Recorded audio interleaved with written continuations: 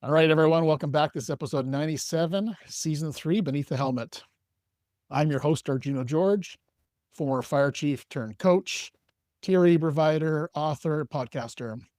So today I get the opportunity to wrap up season 3 almost with a doctor from White Butterfly Clinic, who's also a psychiatrist who blends neuroscience, trauma recovery, and emotional intelligence all in one. So welcome to the stage, Dr. Hector Rodriguez.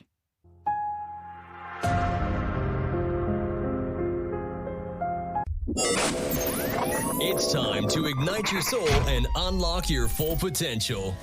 Join us on Beneath the Helmet, the podcast exploring firefighters' health and wellness.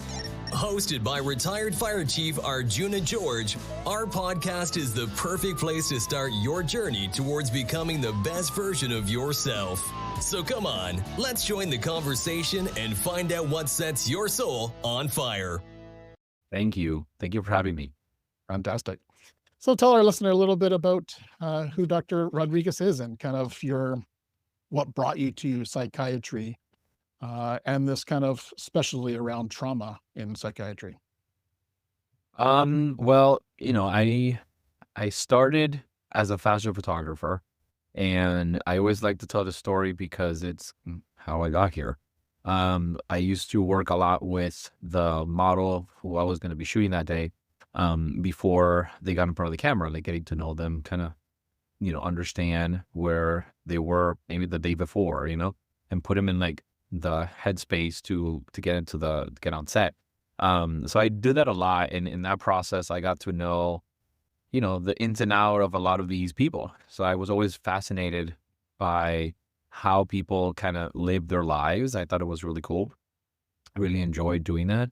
And then, years later, I decided, well, let me go back to medical school, and see what else I can do, which was a change of career, but it was, now looking back at it, it makes sense of how I ended up here in psychiatry. And, now I run my private practice called the White Butterfly. And I always tell people, listen, I'm, more interested in who you are, what makes you who you are and how you live your life, and looking at how our brain functions has 100% to do with that. And when I use the word brain, I'm including the mind, the soul, everything in there, because sometimes I talk to people and they'll tell me like, oh, it's I feel it in my heart. I'm like, your heart is a pump, like it doesn't have any feelings. Your brain does. So it took me from being a fashion photographer and getting to know people to now this is literally what I do today.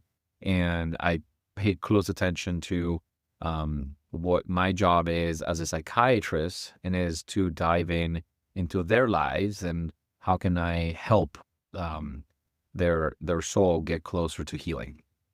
Love that. Well, that's how you use the word soul as well, and it's not just the mind or the brain, right? So yeah. And that's where the word psychiatry actually comes from.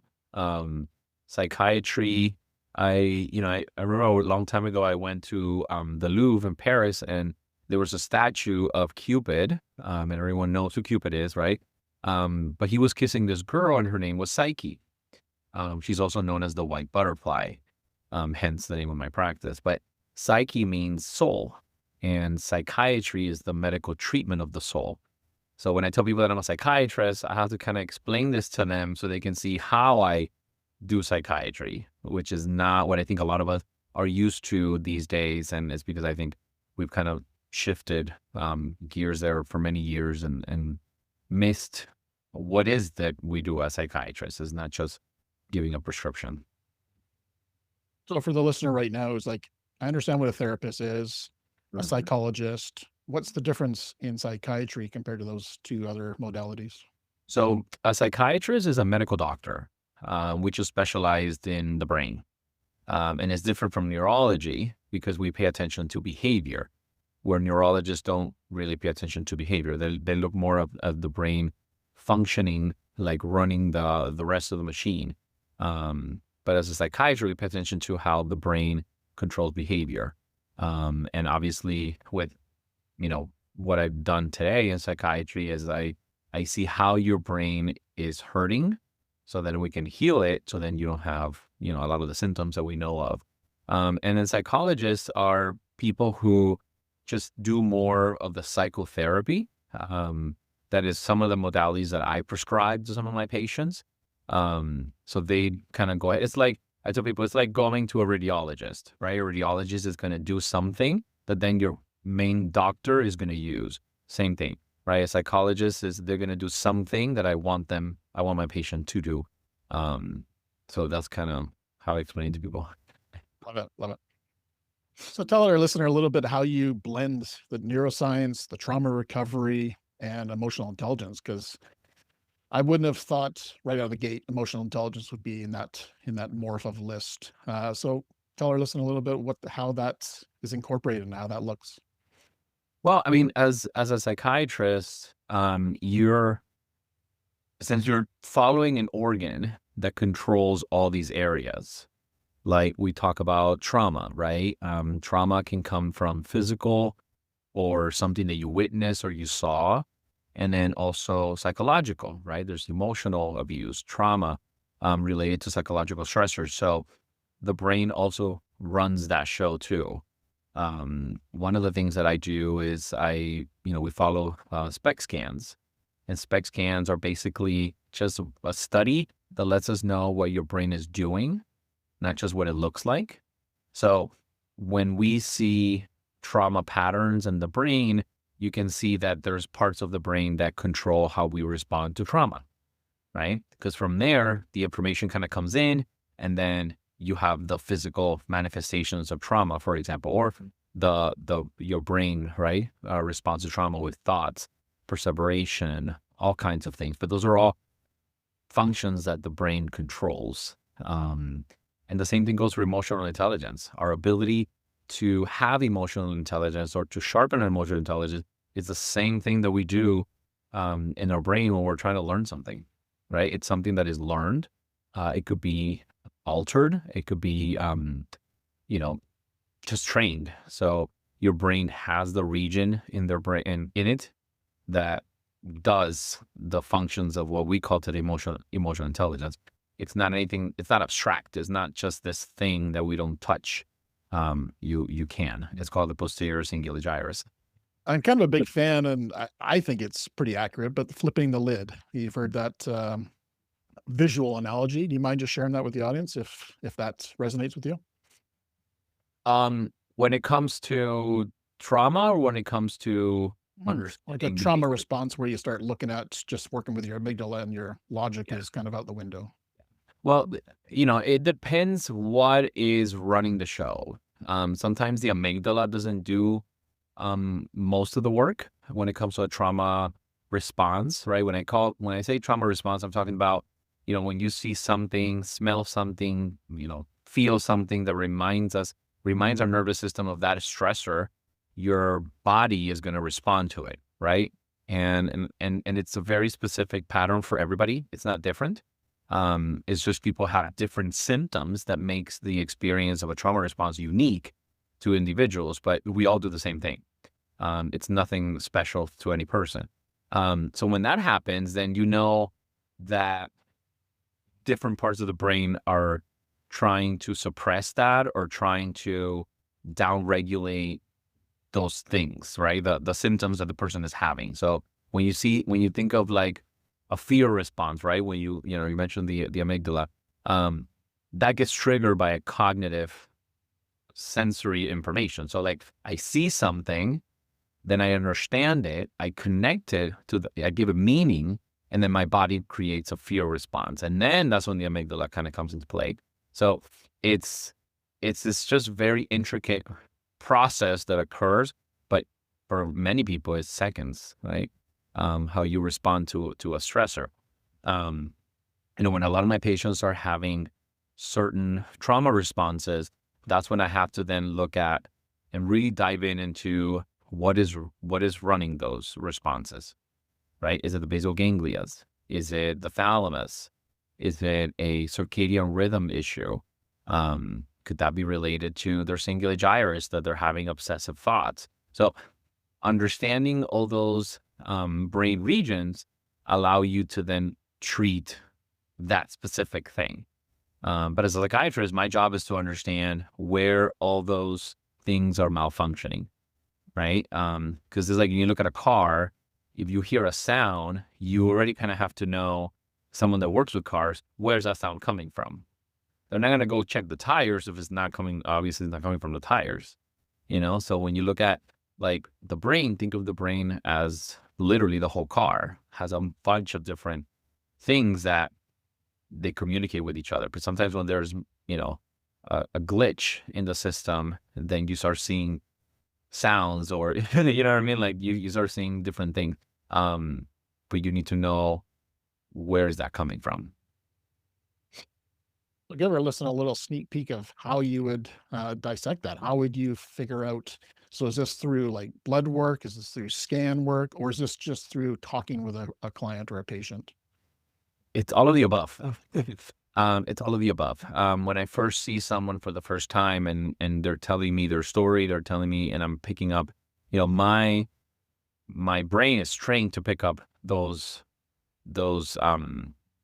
sounds, right? If you think about a mechanic, right? And then you have to do an assessment to be like, okay, well, what can I test to make sure that what I'm suspecting, this is what's really happening?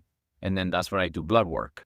And then if I want to do imaging, for example, the SPECT scans just gives us kind of like the cheat sheet of the whole thing, because then I can visually see the cingulate gyrus overactive, or the thalamus that is overactive, or the temporal lobes are not working hard enough. So then that really just takes away all the me trying to figure it out too much, because it just really helps me. Besides medication, what kind of modalities do you prescribe that are kind of some of your most popular kind of that really support and help your clients, or I should say? So one of the big ones is actually completely changing their diet. For example, we don't realize that we've been eating since we were born.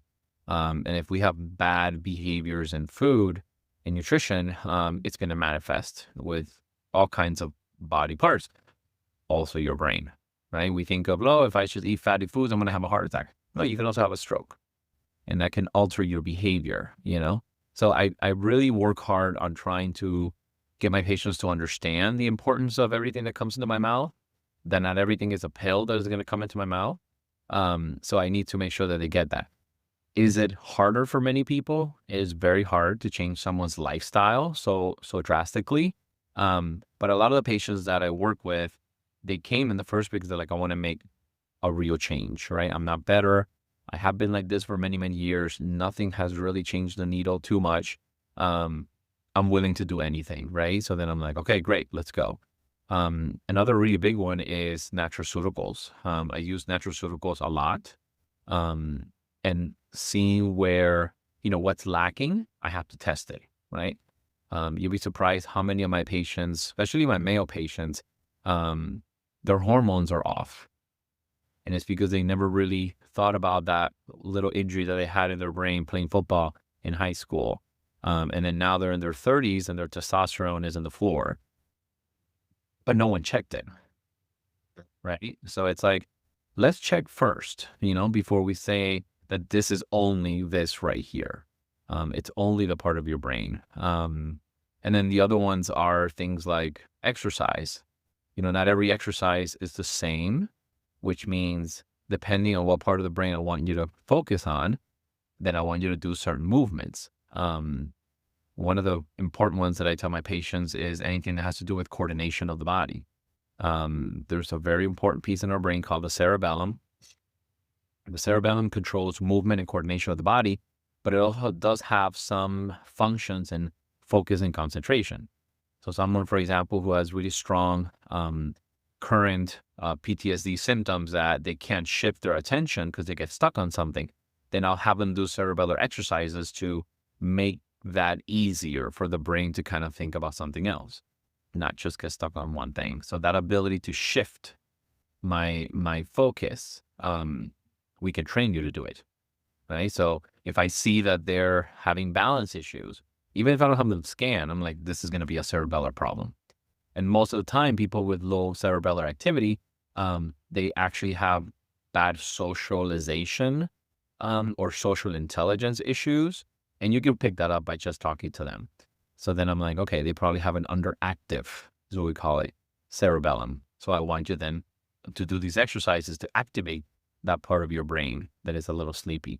And then obviously different kinds of psychotherapies, depending on what needs to occur. And when me and the therapist feel that you're ready to embark on that kind of psychotherapy, especially in the world of trauma, you can't go too fast. Even though people, when they come, they want to go fast. They're like, just make all this stop. And it's like, well, we can't do it fast because the trauma event was also sudden. So I can't do that fast because I might trigger you and you're worsen. You're not going to get any better. So, you know, it's a push and pull situation with some patients. But once you explain it and the patient understands it, and they know that there's a game plan that we put together for the next few months, they're all on board. So, but those are most of the big ones that I tend to use.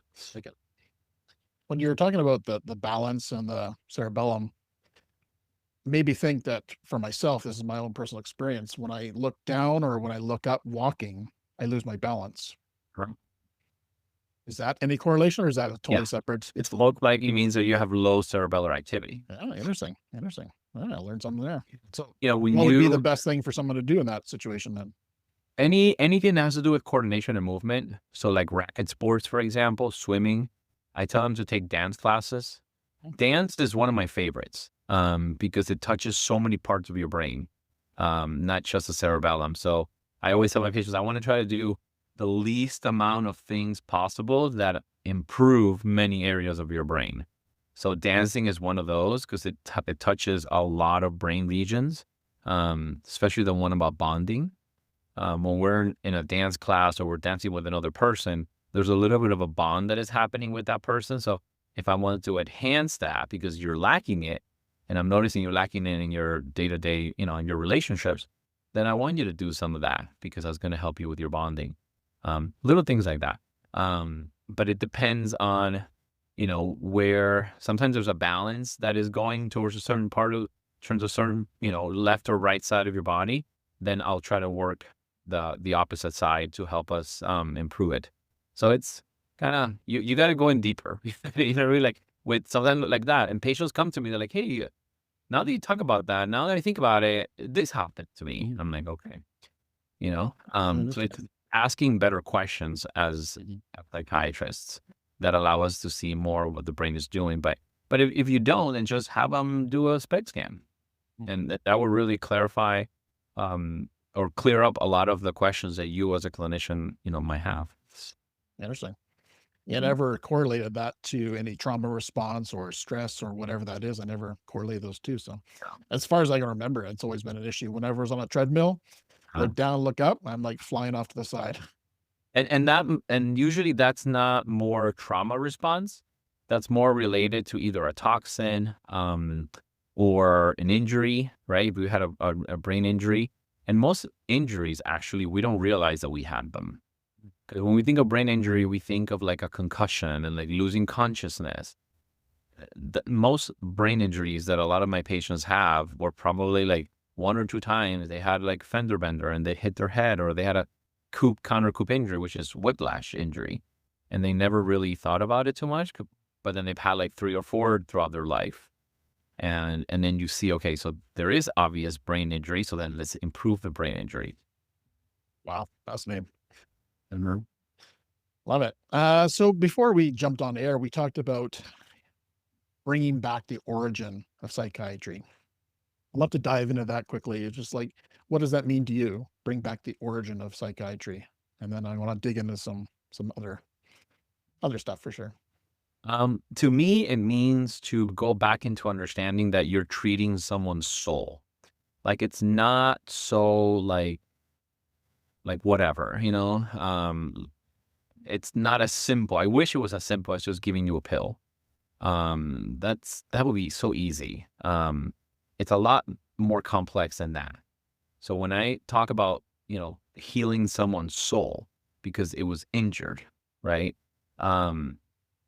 I have to get roll up my sleeves and get in there dirty with you too, and see like what is going on. I think many of us are trained to separate that, to don't get too close to the patient. I'm completely against that. I think I tell my colleagues too, like we got to treat and my students, we got to treat our patients like they're our family member. Because if you thought of that patient that way, you're going to do anything that is possible or figure something else out to help them get better, right? So it goes into that to me, right? First to start with, right? I got to go in with the mindset of like, I'm doing something that not only is it good for me because I love doing it, but I'm going to be changing your life.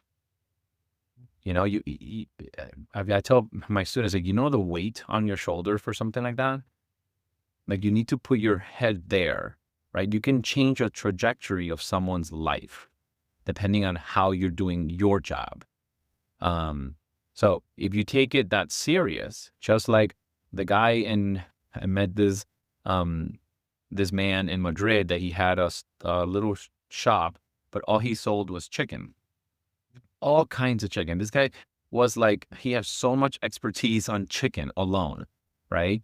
And that's what I tell my students, like, you got to be like that guy that sells chicken. He loves it. He breathes it. He knows everything and anything about that. You need to know that about your patient's brain. So if you have that mindset of caring so much for that person, that's I think the origin of psychiatry, because then we're going into someone's soul, right? We don't talk about that many times in medicine. And this is the only branch in medicine that we do. So we need to take our jobs a lot more serious, because it's deeper work. Well, that definitely resonates with me because I think, well, just by the way you described it, that's the kind of clinician I would want helping me through this kind of, Right. turmoil in my life, right? Especially with trauma. I mean, I don't think, when patients come to me, oh, doctor, you don't get it because you didn't go through it. Well, no, I didn't, but that doesn't mean I don't get it. Just like I don't have to have an ovary to deliver a baby. It doesn't matter, but I need to understand that this is very serious for someone's life. So when you go into session with them and you might not see them for many weeks or months, the importance and the weight that is in the time that you spend with this person. I mean, many of my patients now tell me that, like, I'm coming now to you because just talking to you is therapeutic. And I'm like, but Good sign. but it's important to understand that as a clinician, you need to have that passion and that love for your patient. And when we're being trained, they tell us the opposite, to not get too close, to, not, because you're going to take your work home. And I'm like, well, I work from those. So I'm like, I don't care about that. I want to, help and understand their hurt so then I can alleviate it. But you need to be able to do that and go in that mindset. So a bit of a hot topic in the fire service and a lot of public safety is moral injury. And I'm curious, as a psychiatrist, what does moral injury mean to you? Does it resonate with you? A lot of people say it's an injury to the soul. Oh, I see it. Yeah. So, and it happens because, whenever you're taking, like, especially like if you're a first responder, right? You're going to literally go in there and save someone's life. And sometimes maybe you might not, or you go into this fear zone of, could I have done this or that better? Right. But when I work with those people, I'm like, listen, you need to understand that you already did what was possible in that time with what was given to you. The same thing as if you're a parent. I get parents that they're like, oh, did I do or didn't do what I should or shouldn't do? And then this whole back and forth. And it's like, you're not going to go anywhere with that. With that back and forth in your mind, you're not going to go. You're just going to be hurting yourself even more. So it does happen a lot, especially for firefighters and first responders. So I have to work into, where did that even come from? Right? Many people that go into this kind of profession is because at one point they felt that someone needed to be saved. Right? So I make sure that I'm treating that? Where's the origin of you are supposed to be this person's or the world's savior? Because chances are there's some trauma in there, even before you started the little process, that you felt maybe you didn't feel this you were taken care of, or that you were at one point under distress. But then we got to work on that, because I want to make sure that you're going to work with a very sharp mind to do the job that you are trained to do, but not have that guilt that comes with it. I'm a firm believer that it doesn't have to come with it. But you need to go into like what caused that in you and then heal that, right? Because yeah, it is an injury to your soul that it occurred at some point. We just need to identify it and then treat it. Would you say other doctors are looking at moral injury, or is this kind of something that's, I wouldn't say new age, but maybe people that are thinking a little bit deeper on the subject? Or is this across the board in medicine right now? No, it's not across the board in medicine. At least I haven't seen it too much. When I hear about it, it's usually people that work with trauma, right? That they understand and they have that. I go like this because it's like sensitivity, sensitivity to understand someone's being. Those people can totally pick it up. But that's not the majority, unfortunately. So in the field of psychiatry, I'm imagining somebody has to go through several stages to get to a psychiatrist. I don't think they can just go and to hire you right out of the blue. I think they have to go through a doctor and that kind of stuff. Is there special fields that first responders should be aware of? Like, is there a trauma field in psychiatry, or is all psychiatrists kind of involved in trauma awareness? Just for those listeners who maybe don't understand that full context. Yeah.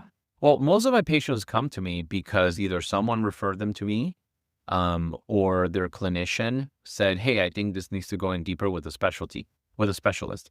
But they don't really have to go through too many steps, honestly, to get to, because if they're having symptoms that maybe they already went to see someone and the person that other doctor is just not a psychiatrist. So they were, I think it's this other thing, or they weren't going into the psyche, right? Your brain and that behavior, which is most of the patients that I get are from neurologists, because they're like, I went to a neurologist and they told me that I need to see a psychiatrist, but I don't know what a psychiatrist does.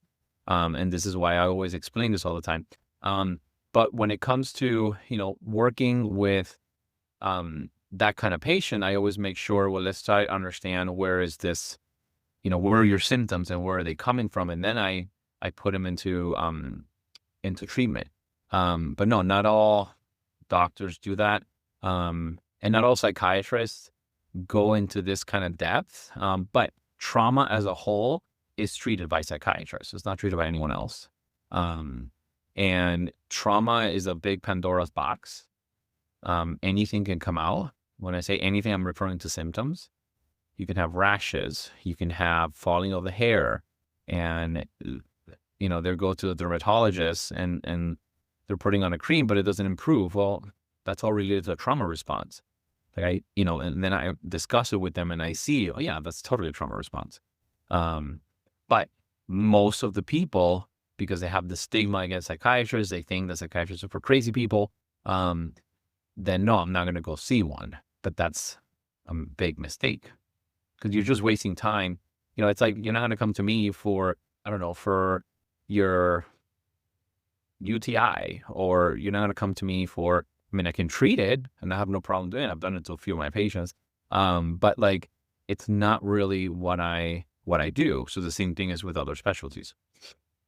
So I think most of the listeners probably heard of the terms big T, little t trauma, but we talked about the medium size or the in-between traumas. How would you describe those, and how is a first responder maybe be exposed to some middle T trauma? Yeah. So middle T trauma is a concept that I've been talking about for a while. And these are your big stressors that you have throughout life that we all have, like a move, right? Marriage, the kids leaving the house, you getting a divorce, any kind of loss, right? So those are like middle T traumas that are part of life, right? It's not a big T trauma, like a big assault. It's not your everyday stressor of getting everything ready to go to work. It's like those big life changes that were unexpected, but they come with being human, right? They come with a human experience. So those are what I call middle T traumas, and they're just as stressful as the other two. And sometimes for some of my patients, those are the major stressors that happens to them because they never resolved their big T traumas. So then they have those in life middle T traumas, and then they get like really bad during that season because their trauma response hasn't really been taken care of.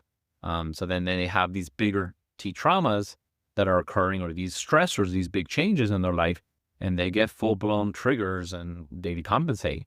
One of the big ones that I saw here in Florida was one of the hurricanes we had not so long ago. A lot of my patients decompensated, even people that were not even nowhere near the area in Florida, just because it was a major catastrophe. You know, the pandemic did that to a lot of people.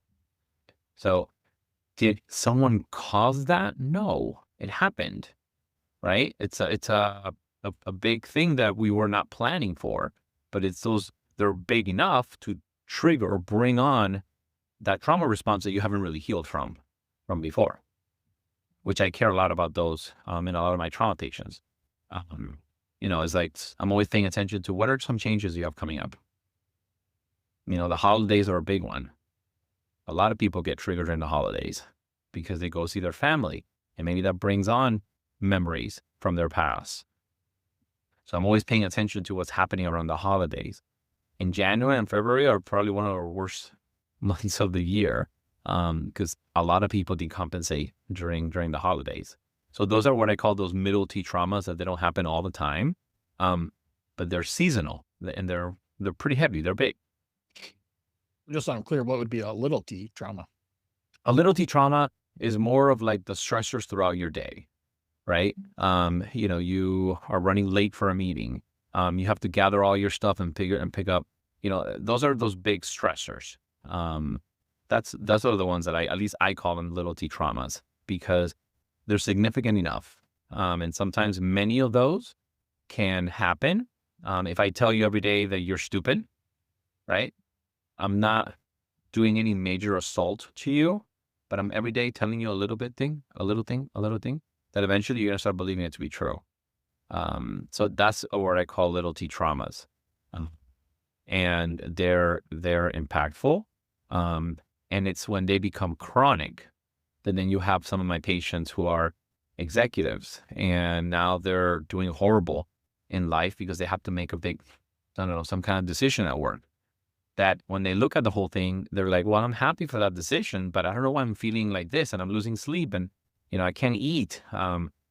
Well, you're having a trauma response to that stressor, right? So those are what I call little T traumas that can really be harmful if you don't take care of it right away.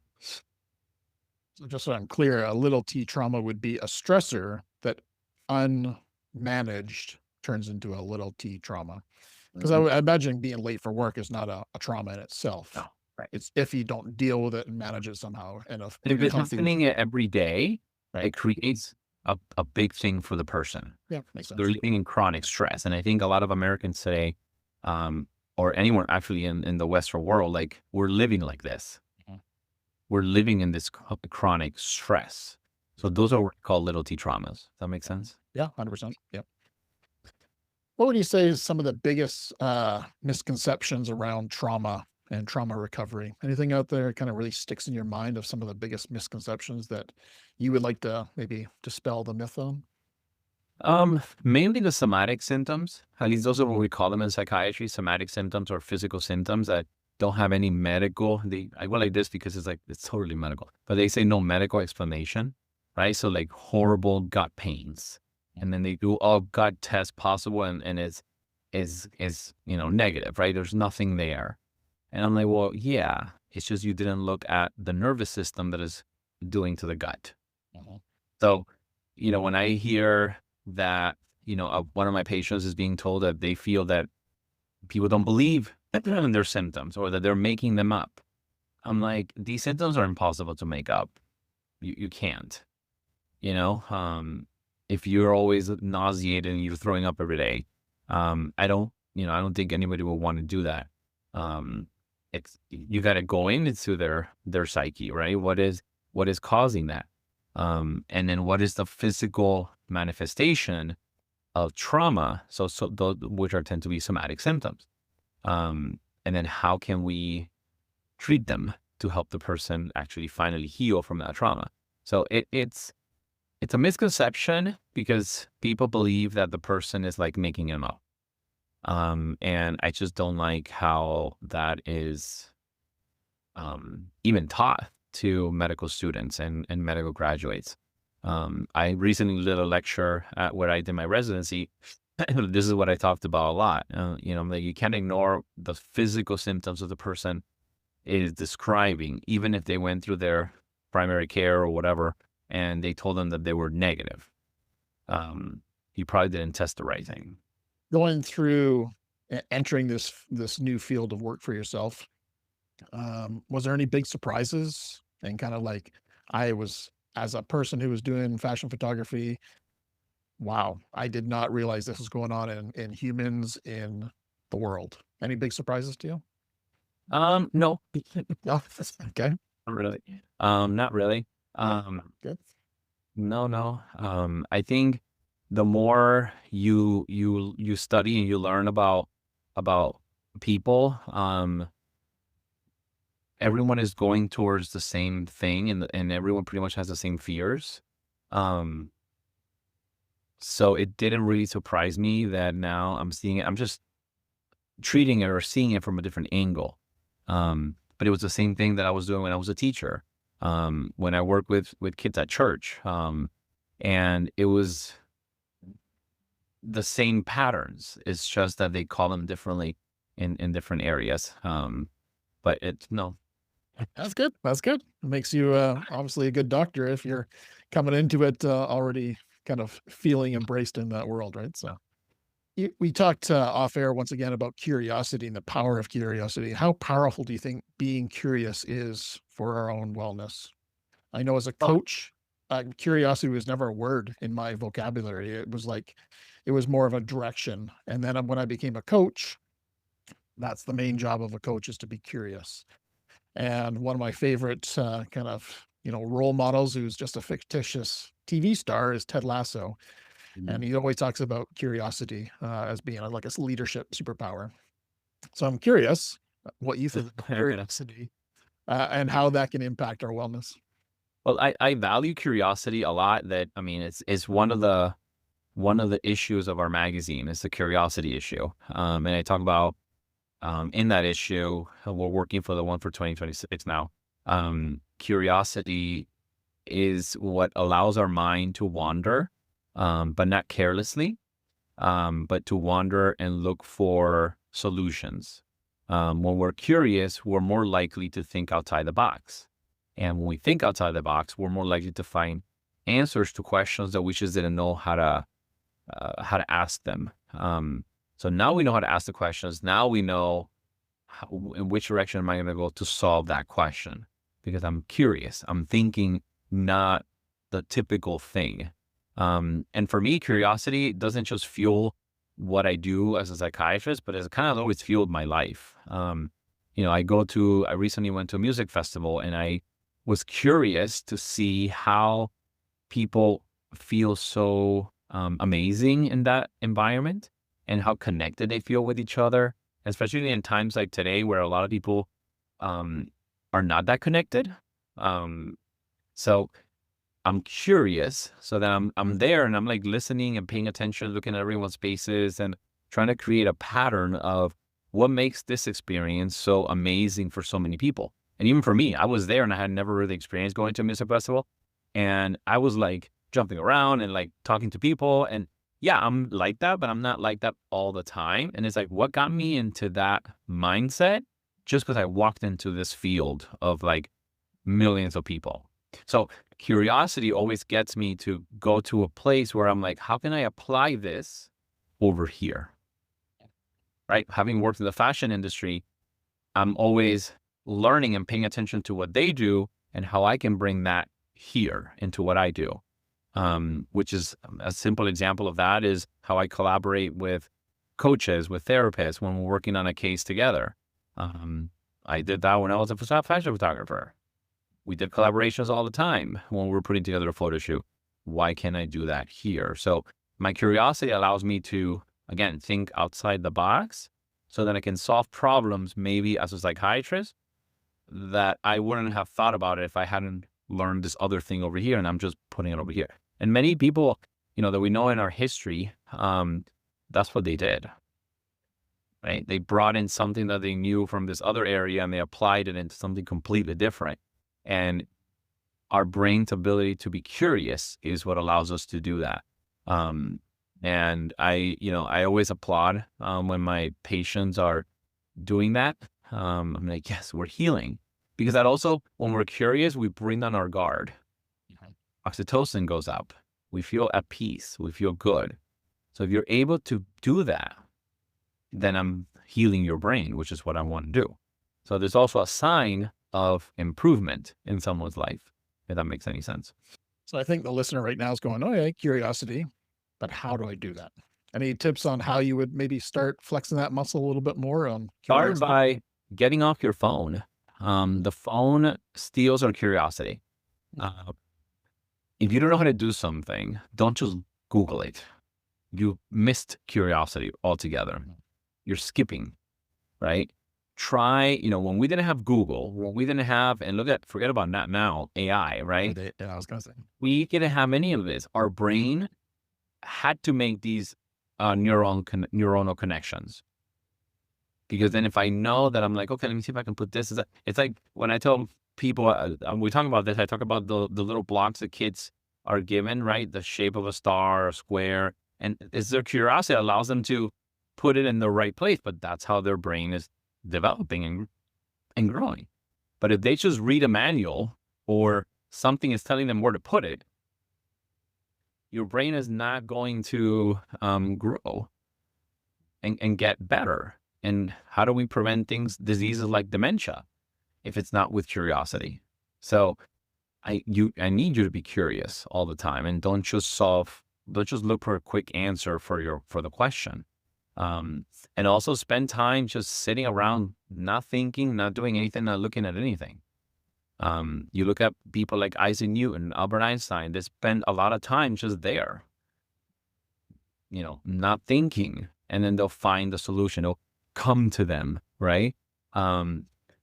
If we don't do that, you're robbing your brain from that natural dopamine that comes with curiosity, which is that sensation of like accomplishment. Like, oh, I figured it out. That we lose it completely when we give it to our phones to solve it for us. So I try a lot of times to not go to my phone too quickly to find a solution to something. And it's as simple as like, what do I get my dad for Christmas? Well, let me think first. What is he like? I can just Google it. Gifts for dad. That's what I mean, like don't do that. Yeah. Think about it. Solve the problem yourself without looking for something to do it for you. I found the powerhouse of curiosity is learning about other people. And so when you're curious about other people, asking questions, and that's what coaching is all about, and psychiatry, I'm sure, is about asking questions. That's when you start to really get connection. And that's what I found the biggest benefit of being curious is you build a faster, more stable, stronger connection with people by being curious. Right. Does that resonate with you? Yeah. Yeah. And when it comes to curiosity and how you exercise it, I let the people that I work with, like, have their mind wander. And if that's something that you enjoy doing, because then you'll find other benefits from it, then great. But that might not be for everyone. It might be just going outside and looking at and touching different textures. Just be curious to learn. Learn pretty much anything, just don't cheat yourself by just searching it, spend some time with yourself, in your mind. And then those things are just going to occur. And if they don't, give yourself more time. It's not a major task. It's not a to-do, and it allows our brain to also just relax, right? Our limbic activity, which controls our emotions, just calms down when we do that. Because now I'm giving more of that energy to my cognitive brain. So a lot of the people who experience trauma have a very active limbic system. So if I just do that a little bit, looking into curiosity, I'm allowing that limbic system to just rest a little bit. So it's not overworked and not so, startled and quick to respond to certain things. Like that. I like that. Yeah, it's a superpower if you can flex that curiosity muscle, for sure. No doubt about it. So we talked about middle T traumas, and I'm thinking this is probably one, retirement. I know retirement is a huge stressor for a lot of people, and it probably classifies in that middle T trauma area, maybe big T, depends how you leave. But what would be your thoughts on supporting, especially like a first responder, leaving a career that really they live and breathe their career for their whole 20, 30 years, and then all of a sudden, done. They've left the service and they are now retired. And that could be either forced retirement or aged out. What would you say to a listener today who's coming close to retirement, how they could prepare their brain, themselves, their nervous system to retire healthy and successful? Well, I first have to let them see that the reason why you got attracted to that job in the first place is because of your frontal lobe. Our frontal lobe loves dopamine, excitement, adrenaline. So if your brain had a deficiency in dopamine, that's why you got attracted to that thrill-seeking job, period. That's just what it is, okay? If I took that away, I just took away what gets that frontal lobe working beautifully, which is a part of our brain that controls decision-making, concentration, focus. We call them executive functions because there's things like planning, organizing, looking at the big picture. I just removed that thing that gives you the dopamine for your frontal lobe. I need to put something else back, right? So when we talk about retirement with my patients, it doesn't matter what they're doing. I tell them you cannot retire your brain, ever. You might retire from that profession, but you got to find something else that is equally as amazing, that is giving you that dopamine. Is this just for public safety, or would you say this is pretty much going on? Most people. Yeah. Most people that go towards jobs that are thrill-seeking, right? Because they are thrill-seeking jobs, risk-taking jobs, right?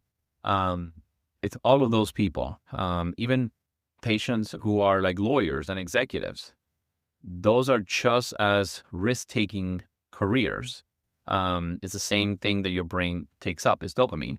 So if you retire, I just removed one of your biggest components of dopamine. So then I put them on things like high-intensity interval training because that increases dopamine the most. I put them on tyrosine diet, high-protein diet to increase dopamine. If I have to put them on a dopamine medication for a little while as we're transitioning, because there's always a time where they're like, well, I don't know what I'm going to do now. But retirement is like, I don't know, 2 weeks from now. And then what? I'm like, okay, well, we need a little bit of time. We got to buy some time so you can think about what you're going to start now doing. But you need just as an equal, if not greater, dopamine job. And even if it's something else different. Mm-hmm. Yeah, I guess it would be challenging if you're approaching your 50s, 60s, and you're trying to look for another thrill-seeking career or job or hobby to fill that in that age group is also probably a challenge as well, because it's a lot of risk-taking jobs are probably, geared for the younger generations, right? So, but there's still a lot of things that someone can do that is going to give their brain that dopamine. We just have to identify. And that's when a lot of times I send them to a coach. Like, hey, work with this coach who's an executive or life coach that can allow us and help you, guide you through this process of changing now to a different dopamine seeking activity, right? And even if it doesn't make you money, or if it doesn't, or I don't know, some people don't need it, right? Because they're like, oh, I already have benefits. I don't really need to make money and work to make money. Okay, great. But there's still a transitional period. There's also a mourning period that occurs, because this thing that you dated for many years was your other spouse, and now they're gone.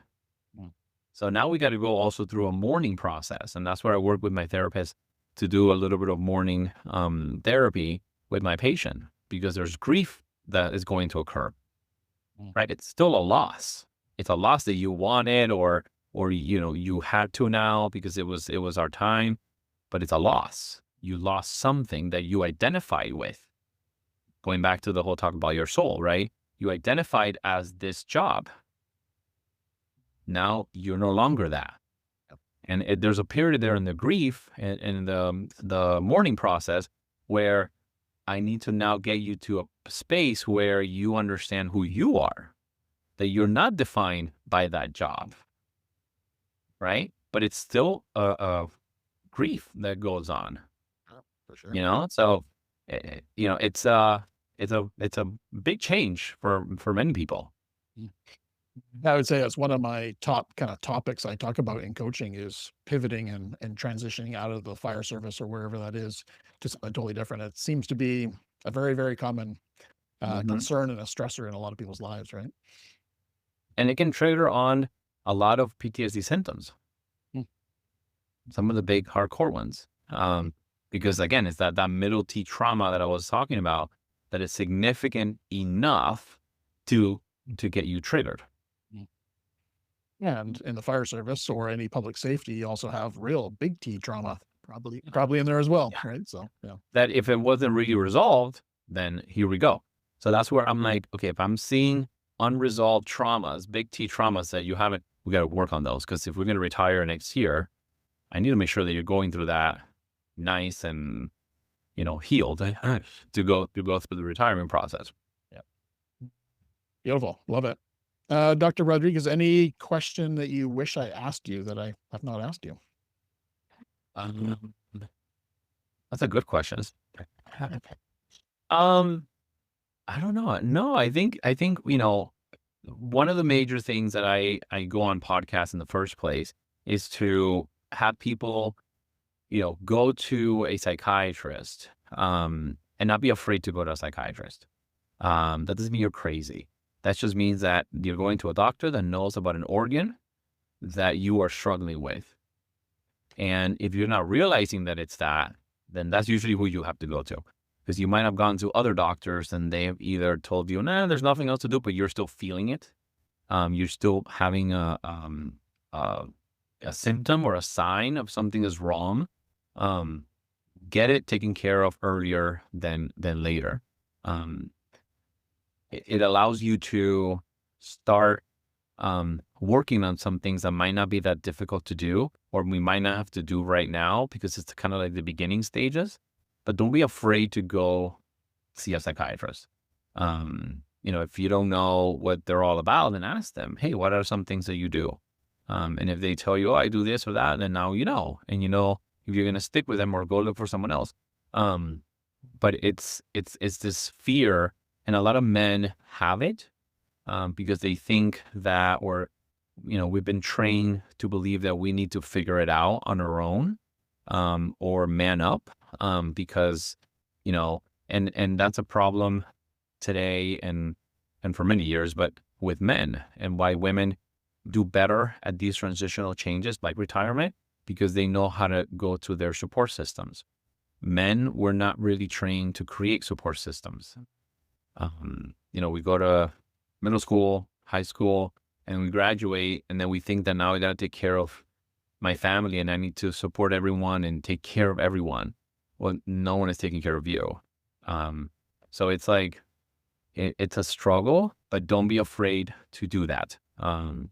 Because you're just going to keep your brain hurting longer, and suffer from something a lot longer than you really need it to. But we go to this road of like, oh, I'm alone. and that makes me a good protector, right? Especially we see that people who are first responders, right? That if I don't know, you're trained to go to your team and create that. Well, you got to do that outside of the work too. So that team becomes your support system of who do I go to when I need someone right away. And they're getting a little better at doing it, but still nowhere near how women do it. Women are great at that. That's why they outlive us most of the time. Yes, for sure. We're getting some of these stressors that we're not letting it out with another person. Does that make sense? For sure. And that's kind of part and parcel of this podcast, is to share that message, because, the fire service, males and females across the world, but it is still a very male oriented business. And just pass along those messages of it's okay to take a knee. It's okay to, get help. It's okay to have a group of support networks. It's okay. Right. So. And we need it. Yes. We need it. So it's not only that it's it's okay, but that we really need it to move forward and to survive, use your team, not just for like playful bullying. Because I know it happens, right? No, create that bond, that camaraderie, that when you are about to retire, hey, so-and-so did that. Let me go to them and see how they navigated this process. And don't be afraid to see a psychiatrist, because we're the brain experts. Honestly, I knew very little about psychiatry prior to meeting you, even though I had a psychiatrist when I was going through my burnout, but I didn't have a huge impact from that. It didn't resonate with me with this one particular one that was pretty much assigned to me. I didn't go choose it. But I'm very comfortable with therapy and counseling and all that, but it was nice to hear this next level of support for our brains and our souls, right? So yeah, it just needs to change, I think. I think most people experience psychiatry how you just described. But it needs to change. Beautiful. So, Dr. Rodriguez, how can people get a hold of you? How can they contact you if they want to reach out? And maybe a little bit about your magazine. So on our website, it's called the whitebutterflyclinic.com. Our magazine is there, and it's free. You can just download it as PDF. We have paper copies too, but it's free. And then, everything about our clinic and what we do there is there. I see people from all over the world. I collaborate with other doctors from all over the world, which has been amazing to do. And but in the States, I work with Florida and California patients when I'm the primary psychiatrist. Otherwise, I work as a consultant. And I always tell my patients, because it happens with podcasts, and then people want to, I tell them, like, wherever you're at, we've got to work together with your medical team there, make sure that it's cool with them, and if they're not, then just find another one, becoming a little bit more acceptable to work as a collaborative team. I think since the pandemic, it's become more like that, which is one great positive thing about COVID pandemic. Oh yeah. Well, nothing like having an army behind you, supporting you in your very holistic approach, right? Your mind, body, and spirit. That's the way to go, instead of having a singular person, right? So, well, I appreciate your time, your wisdom, and sharing that with the world. Thank you very much, Doctor. Thank you for having me. All right, everyone. Hopefully you got some great nuggets out of this and learned a little bit about what psychiatry is in your own world as well. And for me, it sounds like I got to start taking up dancing or something like that to get my balance in order. So hopefully you enjoy this episode. Until next time, stay well. All right, that's a wrap. Thank you for tuning in to Beneath the Helmet. We hope that this podcast has provided you with valuable insights into the world of firefighters' health and wellness. Remember, caring for your physical, mental, and spiritual well-being is crucial to achieving optimal performance. Join us next time on Beneath the Helmet for more inspiring conversations. Until then, stay well.